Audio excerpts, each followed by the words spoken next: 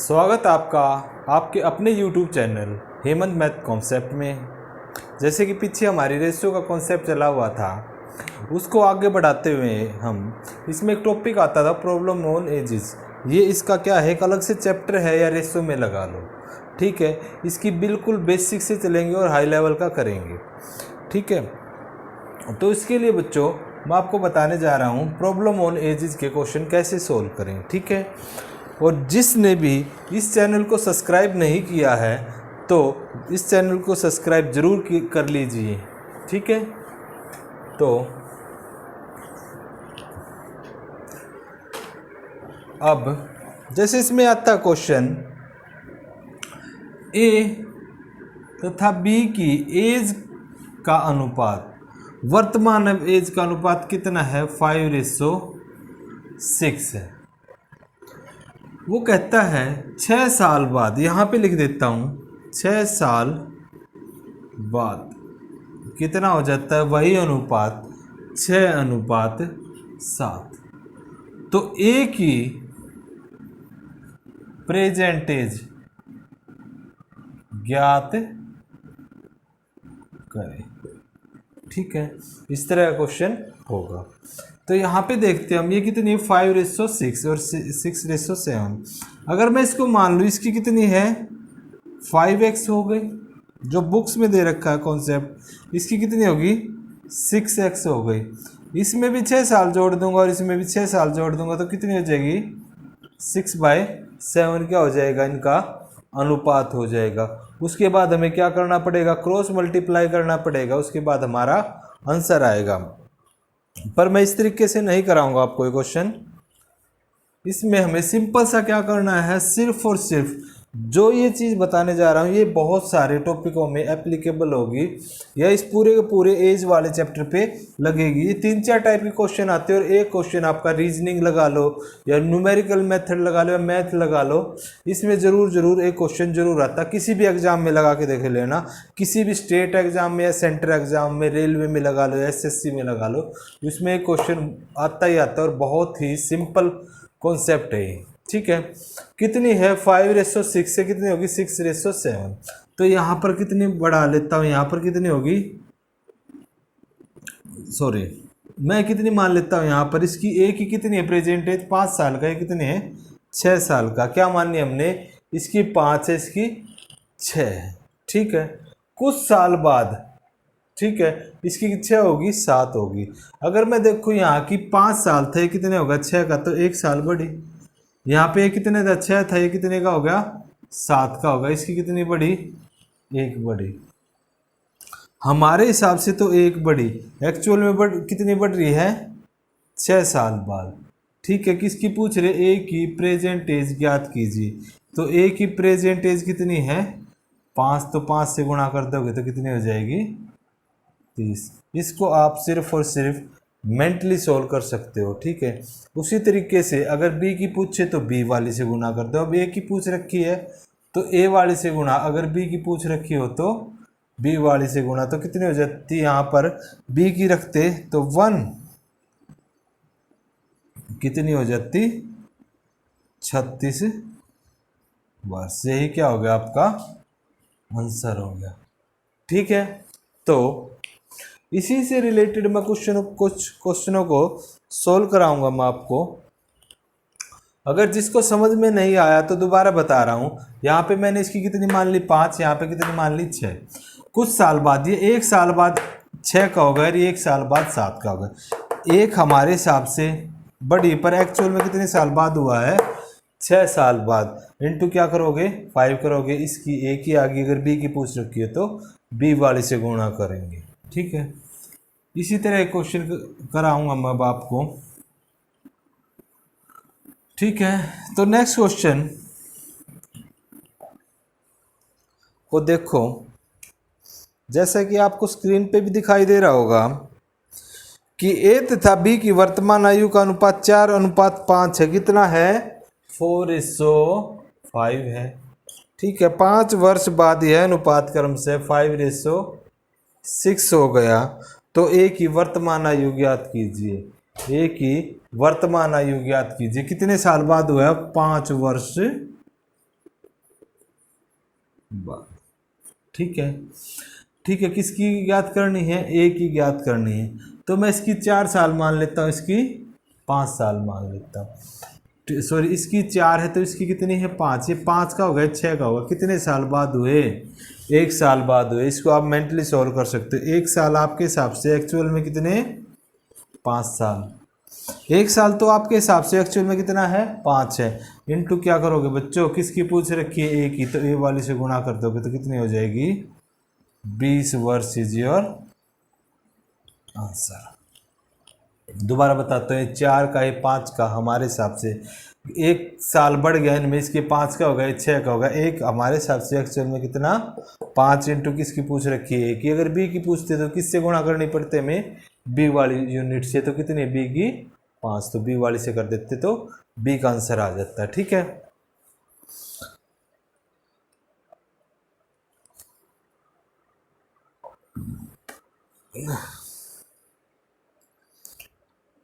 एक इसी तरह का नेक्स्ट क्वेश्चन है। अब यहाँ पर उसने वो क्या दिया था, मैं बिल्कुल स्टेप वाइज कराऊंगा सारे के सारे क्वेश्चन।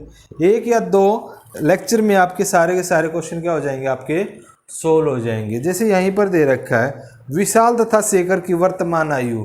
ये एक विशाल है, ये क्या है? शेखर है। इनकी वर्तमान आयु कितनी है? 14:17। ठीक है, अगर किसी को क्वेश्चन क्या करता हूँ मैं, यहाँ पे स्क्रीन पे लगा देता हूँ, इसको क्या कर लिया करो, आप पढ़ लिया करो। ठीक है, ओके।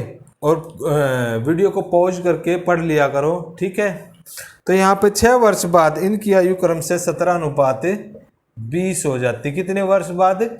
6 वर्ष बाद। बाद ना, बाद। ठीक है, ये तो लिख ही रखा होगा। आपके हिसाब से कितनी बढ़ी? ये 3 की, ये 3 की, पर एक्चुअल में कितनी बढ़ रही है यहाँ पर?